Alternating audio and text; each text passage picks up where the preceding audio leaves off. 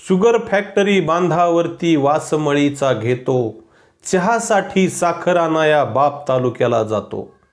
धरण उशाला मरण घशाला, पिण्यास नाही पाणी, फुकापासरी खर्चत आहे नेता आपली वाणी.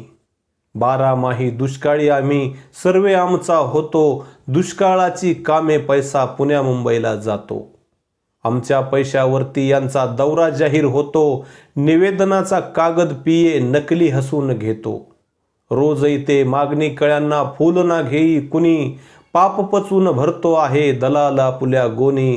चौथीचा हा पोर शेंबडा स्वतःच म्हणतो ज्ञानी, सोसून थकला तरीही भाबडा जीव सोसतो आहे. विज्ञानाची प्रगत गंगा कैशी उलटी वाहे, विज्ञानाची प्रगत गंगा कैशी उलटी वाहे. नमस्कार मंडळी, मी नितीन आणि तुम्ही पाहताय अराजक. तुम्ही म्हणाल की आम्ही थंबनेल वाचून हा व्हिडिओ पाहायला आलोय आणि हा काय इथं कविता वाचतोय. तर मंडळी, सहज जुन्या वह्या चालत असताना मी लिहून ठेवलेली एक जुनी वही सापडली. त्यात 22 वर्षापूर्वी मी ही कविता लिहून ठेवलेली होती. 22 वर्षापूर्वी कविता लिहून ठेवताना ज्या भावना मनामध्ये होत्या, त्याच भावना आजही त्याच आणि तशाच आहेत. आज ही कविता वाचण्यामागचं कारण म्हणजे या कवितेतला प्रत्येक शब्द ना शब्द आजच्या बीड जिल्ह्यातील परिस्थितीला लागू होतो. देशाला स्वातंत्र्य मिळून 75 वर्ष होऊन गेले, पण आजही बीड जिल्ह्याची अवस्था जशीच्या तशी आहे. सध्या विधानसभेचं वारं महाराष्ट्रभर घोंगावतंय. त्यात आम्ही मतदार कुठं आहोत हा प्रश्न सध्या बीड जिल्ह्यातली सामान्य जनता विचारताना दिसते. याचं कारण म्हणजे सध्या झालेलं गढूळ राजकारण. सामान्य जनतेच्या मनामध्ये सध्या असंख्य प्रश्न आहेत ज्याविषयी सहसा कोणी बोलत नाही. त्यात सामान्य जनतेच्या मनातल्या प्रश्नांची उकल आज आपण इथं करणार आहोत.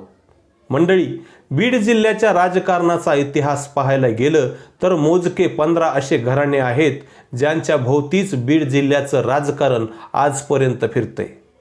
आज इथं मी कुणाचंही नाव घेणार नाही, कारण माझ्यासारख्या सामान्य माणसानं या नेत्याविषयी बोलायचं नसतं असा अलिखित नियम बीड जिल्ह्यात आहे. आपल्यासारख्या सामान्य जनतेनं यांच्याविषयी प्रश्न उपस्थित करायचे नसतात, कारण सामान्य जनतेने प्रश्न विचारणे म्हणजे या नेत्यांच्या मते तो त्यांना केलेला विरोध असतो. म्हणून आज कोणाचंही नाव घ्यायचं नाही असं मी ठरवलंय. खरं तर आपल्या गावाचा, जिल्ह्याचा प्रत्येकाला अभिमान असतो, पण आमच्या बीड जिल्ह्यातला माणूस ज्यावेळेस इतर जिल्ह्यामध्ये जातो त्यावेळेस मात्र स्वतःला लाज वाटायला लागते. याचं कारण म्हणजे इतर लोकांचा आमच्याकडे पाहण्याचा दृष्टिकोन. पुण्या मुंबईसारख्या मोठ्या शहरामध्ये जा आणि तिथल्या स्थानिक लोकांची आपल्याविषयीची चर्चा कधीतरी ऐकून बघा. ते सहजपणे बोलून जातात, तू काय मला बीडचा समजलास काय. सांगली, सातारा, कोल्हापूर साईडला आम्ही जर गेलो तर तिकडं आम्हाला गबाळे म्हणून ओळखतात. ही आमची लायकी. ऊस तोडणाऱ्या आमच्या ऊसतोड कामगारांना पश्चिम महाराष्ट्रामध्ये गबाळ म्हणून हिणवलं जातं. ही खंत आहे आमची.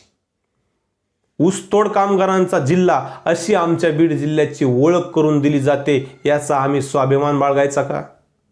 आमचा बीड जिल्हा 6-7 महिन्यासाठी अर्ध्याच्या वर रिकामा होतो. पश्चिम महाराष्ट्र, कर्नाटक, तामिळनाडू या राज्यामध्ये ऊस तोडण्यासाठी बीड जिल्ह्यातले कित्येक कुटुंब स्थलांतरित होतात. महाराष्ट्रामधला कोणताही जिल्हा असा नाही की जो 6-7 महिने अर्धा रिकामा होतो. ज्यांना हे माहीत नसेल त्यांनी एकदा दिवाळी दसऱ्याच्या नंतर गावखेड्यामध्ये एकदा जाऊन पहा. गावच्या गाव ओस पडलेले तुम्हाला दिसतील. याला कारणीभूत कोण आहे. मुंबईच्या फ्लायओव्हर खाली कधीतरी डोकावून पहा.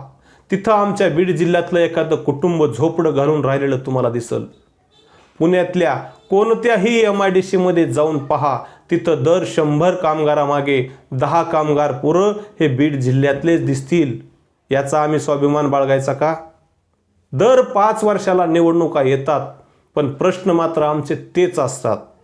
आजही बीड जिल्ह्यातल्या निवडणुका या वीज, पाणी आणि रस्ता याच विषयावर होतात. ही खरी बीड जिल्ह्याची शोकांतिका आहे. बीड जिल्ह्यातल्या या 15 प्रस्थापित घराण्यांनी सामान्य जनतेला फक्त गृहीत धरलंय असंच म्हणावं लागेल. देश महासत्ता होण्याच्या मार्गावर आहे असं काही प्रस्थापित पक्षाचे नेते मंडळी म्हणतात. अरे, जिथे पोटाची खळगी भरायला 6-6 महिने घर सोडून जावं लागतंय, तो देश महासत्ता असतो का? खरं तर या परिस्थितीला आपण स्वतः पण तितकेच जबाबदार आहोत, जेवढे हे प्रस्थापित नेते मंडळी आहेत. आपण यांना कधी प्रश्नच विचारत नाहीत. मागच्या 75 वर्षात या 15 घराण्यांनी बीड जिल्ह्यात एकहाती राज्य केलंय. त्यातले काही घराणे तर असे आहेत की मागच्या 40 वर्षातली त्यांची आर्थिक परिस्थिती आणि आजची आर्थिक परिस्थिती जर बघितली तर अक्षरशः डोळे गरगरायला लागतात. कुठून येतो एवढा पैसा? ऊसतोड कामगाराच्या जीवावर बीड जिल्ह्यात राजकारण करून इथला प्रत्येक नेता मोठा झाला, पण ऊसतोड कामगार मात्र अजूनही जिथे होता तिथंच आहे. आजपर्यंत कोणत्याही नेत्याला असं वाटलं नाही की जिल्ह्यात एखादा मोठा उद्योग आणावा, जेणेकरून तरुणांच्या हाताला काम मिळेल. आमच्या बीड जिल्ह्यात एकही MIDC नाही जिथं मोठे प्रकल्प आहेत. काही ठिकाणी तर फक्त MIDCचे बोर्ड लावलेले आहेत. 10-15 हजाराच्या नोकरीसाठी आमचा पोरगा पुण्या मुंबईला चक्रा मारतोय. परवडत नाही पण काम करतोय, कारण जिल्ह्यात हाताला कामच मिळत नाही. बेरोजगारीमुळे तरुणांच्या आत्महत्या वाढल्यात. याला नेमका जबाबदार कोण? शिक्षणाची अवस्था तर बीड जिल्ह्यात अतिशय भयानक आहे. प्राथमिक शिक्षण गावात, माध्यमिक शिक्षण तालुक्याला आणि उच्च शिक्षण घ्यायला लातूर, पुणे, संभाजीनगर अशी ससे होलपट विद्यार्थ्यांना करावी लागते. कारण आमच्या जिल्ह्यात उच्च शिक्षण घेण्यासाठी म्हणावी तशी व्यवस्था नाही. याला जबाबदार नेमका आहे कोण? भावाविरुद्ध बहीण, काका विरुद्ध पुतण्या, सासरा विरुद्ध सून, बाप विरुद्ध मुलगा असंच आजकालचं राजकारण. म्हणजे जनतेला या लोकांनी सरळ सरळ मूर्खात काढलंय. म्हणजे निवडणुकाचे निकाल काही असोत, सत्ता यांच्याच घरात असणार. आणि नेहमीचा त्यांचा ठेवणीतला एक शब्द म्हणजे आमचे वैचारिक मतभेद आहेत, आम्ही कुटुंब म्हणून एकत्रच आहोत. राजकारण वेगळं आणि कौटुंबिक नातेसंबंध वेगळे. वारे तुमचे नातेसंबंध, आणि तुमच्यासाठी आम्ही लाट्या काट्या खाल्ल्या त्याचं काय? सततची नापिकी, दुष्काळ, शेतमालाला मिळणारा कमी भाव यामुळं कर्जबाजारी झालेला शेतकरी, शेतमजूर आत्महत्या करतोय. याला जबाबदार कोण? शेतीमालाला हमी भाव, 24 तास लाईट, योग्य दरात बी बियाणं दिलं तर आमचा शेतकरी 2 घास सुखाचे खाईल. पण असं झालं तर हे मंडळी कशाच्या जीवावर राजकारण करतील? यांना तुमचे प्रश्न सोडवायचेच नसतात. यांना फक्त या सगळ्या मुद्द्यावर राजकारण करायचं असतं. या नेत्यांना ना तरुणांचे प्रश्न सोडवायचे ना शेतकऱ्यांचे. यांच्या जीवावर तर राजकारण चालतं यांचं. पक्षनिष्ठा, तत्वनिष्ठा या नेत्यांसाठी हातचे भावले झाले. आज या पक्षात तर उद्या त्या पक्षात. कोण कधी कशी उडी मारल याचा काही भरोसा नाही. आपण मतदारांनी मात्र त्यांच्यासोबत निष्ठन राहायचं ही त्यांची अपेक्षा असते. म्हणजे मतदारांना या लोकांनी फक्त गृहीत धरलंय. यांनी यांच्या स्वार्थासाठी वाटेल तिकडं जायचं आणि आपण एकमेकांची डोकी फोडायची. हे कुठवर चालणार? सध्या बीड जिल्ह्यात प्रत्येक मतदारसंघाचा जर आढावा घेतला तर आपल्याला दिसून येईल की प्रत्येकाची फक्त स्वतःच्या अस्तित्वाची लढाई चालू आहे. पक्षांतर आणि बंडखोरीला ऊत आलाय. जे तळागाळातले कार्यकर्ते मतदार आहेत यांचा विचार कुणीच करत नाही. त्यांना माहिती आहे की 4 दिवस गोड बोललो, भूलथापा दिल्या की लोक मेंढरावाने मागं पळतात. आपल्या बापाच्या कधी पायाला हात न लावणारी पोरं नेत्याचे पाय दाबण्यात धन्यता मानतात. ही चीड आणणारी भयावह सत्यता बीड जिल्ह्यात पाहायला मिळेल. सध्या बीड जिल्हा आणखीन एका भयानक संकटातून जातोय. बीड जिल्ह्यात कधी नाही तो जातीवाद उफाळून आलाय. परिस्थिती इतकी बिकट झाली आहे की 2 समाज एकमेकांच्या तोंडाकडे पाहायला तयार नाहीत. 2 समाजात इतका तेढ वाढलाय की गावच्या गावं एकमेकांना बहिष्कृत करतायत. जातीवादाचं राजकारण कुणालाही परवडणारं नाही. यामुळं कित्येक पिढ्या बर्बाद होतील.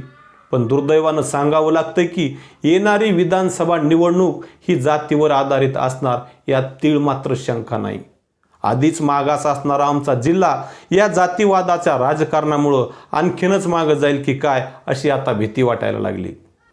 बीड जिल्ह्यात यापुढच्या काळात सुद्धा याच 15 घराण्यांचं वर्चस्व राहील असंच सध्या तरी चित्र आहे.